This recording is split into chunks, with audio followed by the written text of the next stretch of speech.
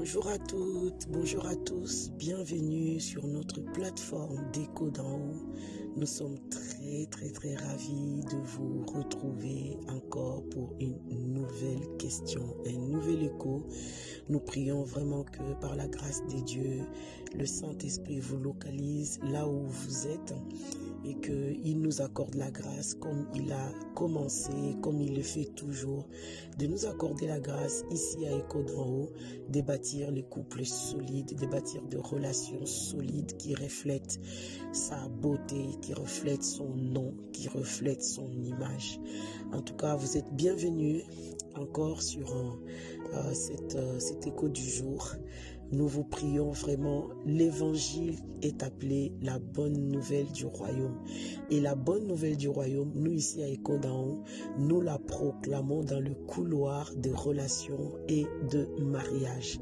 Ne te prive pas, ne le mange pas tout seul. Nous te prions par les compassions de Dieu. Diffuse-le, communique-le à tes proches, à tes collègues, à ta famille, à tes frères, à tes sœurs, à tes cousins. Propage-le, et que vraiment les ténèbres puissent reculer dans le couloir de nos mariages, de nos relations, pour que Christ, le règne de Christ, soit vraiment prédominant dans toutes nos relations. Au nom de Jésus, Amen. Alors, aujourd'hui, nous avons reçu une question très importante. Quelqu'un va dire, ouh là là, il dit toujours ça. Mais oui, toutes les questions sont pertinentes et importantes. Il n'y a pas une question inutile. La question, c'est de savoir, est-ce qu'un mari ou une femme de nuit peut causer une panne sexuelle à l'autre conjoint?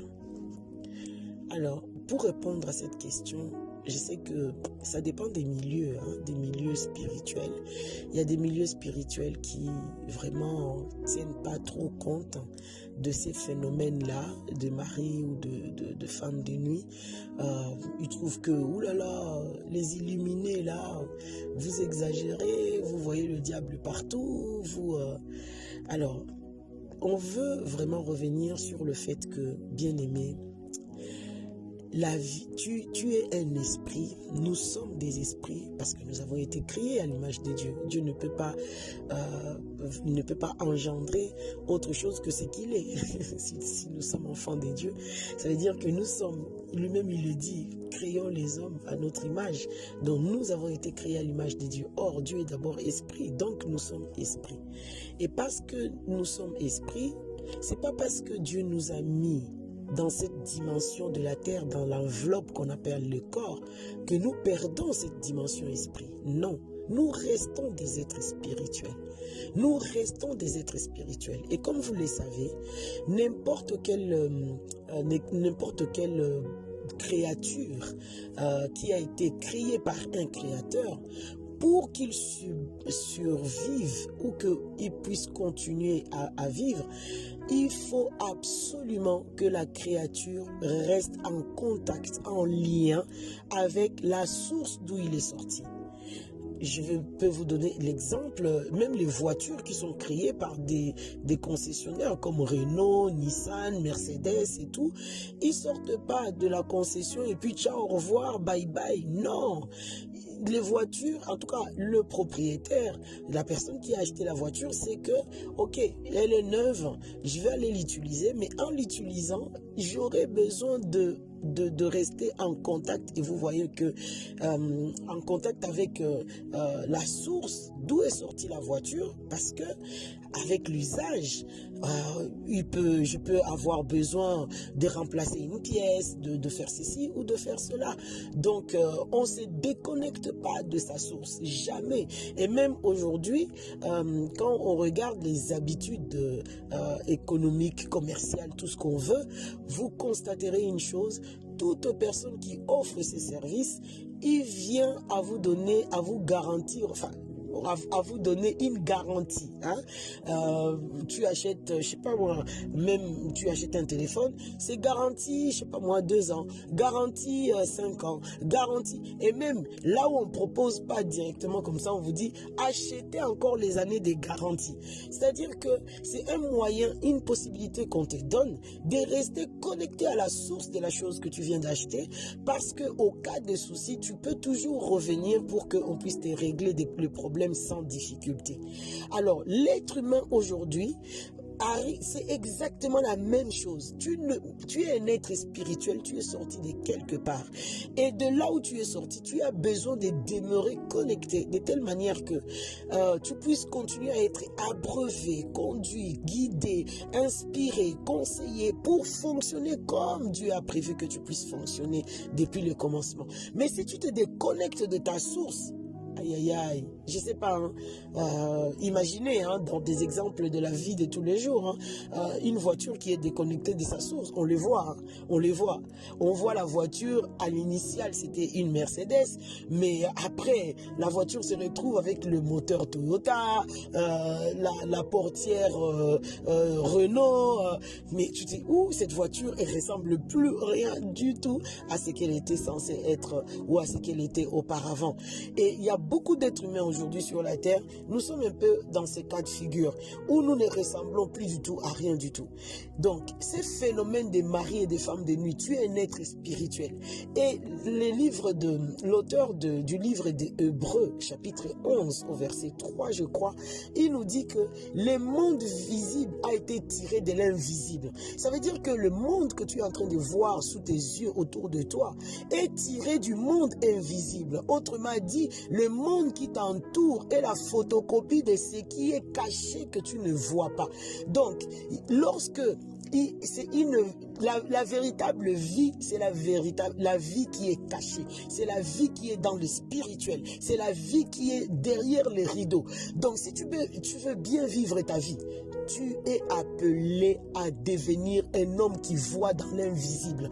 Un homme qui fait fonctionner en fait son être intérieur, c'est-à-dire son esprit qui est sensible, qui est spirituel, pour vivre au mieux dans la photocopie de la véritable vie en fait. Parce que la vraie vie, elle est spirituelle. Et lorsqu'un homme ou une femme te dit, quand je dors, je vois, il y a un homme ou une femme qui vient faire le rapport sexuel avec moi, et il y en a qui te diront même, mais c'est bizarre, hein, quand je fais l'amour avec mon mari, c'est pas la même intensité comme l'homme là qui vient me visiter la nuit avec qui j'ai fait l'amour.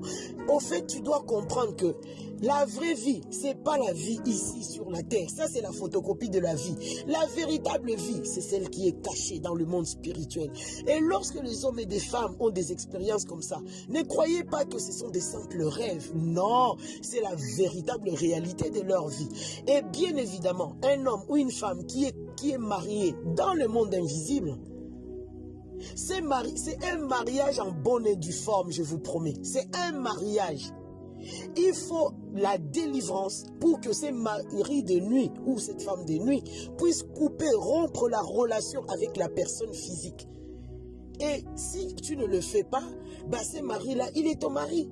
Du coup, la personne, vous voyez même sur la terre, il y a des gens qui ont de doubles vies.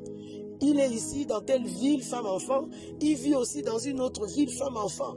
Mais dans les deux cas, personne ne sait que cette personne mène une double vie. Et le jour où ça se sait, oulala, qui n'est pas scandalisé pour dire oulala, quel scandale. Et c'est exactement la même chose. Il y a des gens qui ont de doubles vies. Ils ont une vie dans le monde réel et ils ont une vie dans le monde spirituel. Et parce que cette vie-là, elle est bien belle, elle est bien réelle, pardon, sachez que le mari ou cette femme de nuit peut, c'est même pas qu'il peut, il va combattre ton mariage terrestre.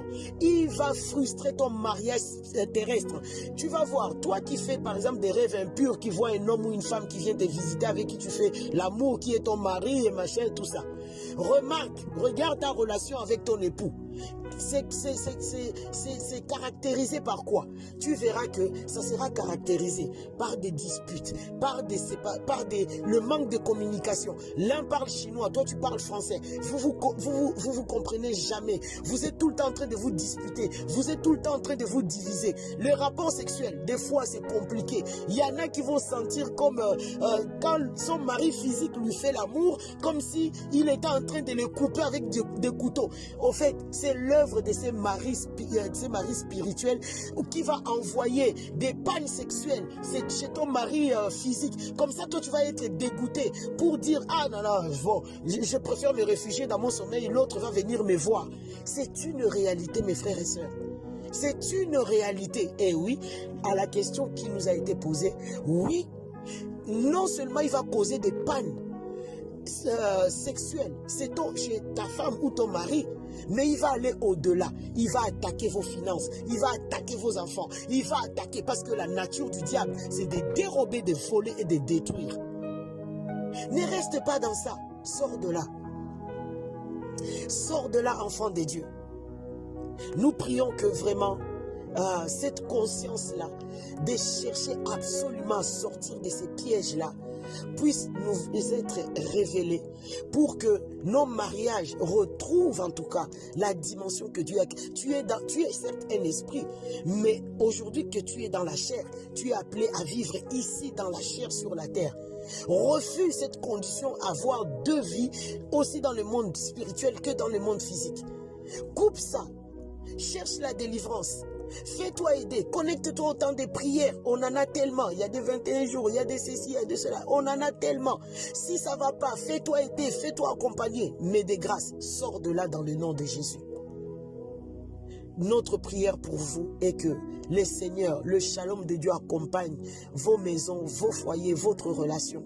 Et que ceux qui sont piégés dans de telles configurations, que le Seigneur vous sorte de là avec force et puissance au nom de Jésus.